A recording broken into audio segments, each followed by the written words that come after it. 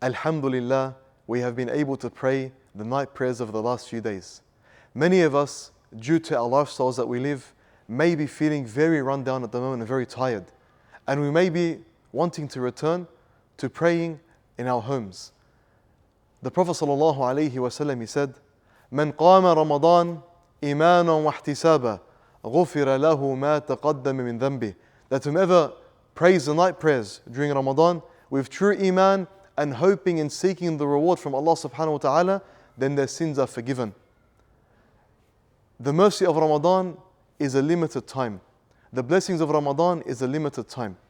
Push yourself and strive to pray in jama'ah and to receive an abundance of rewards that you will need, that I will need, that we'll all need on the Day of Judgment, where we stand before Allah subhanahu wa ta'ala. So push yourself, strive, struggle, and intend to pray all your night prayers in congregation in the masjid. Assalamu alaikum wa rahmatullahi wa barakatuh.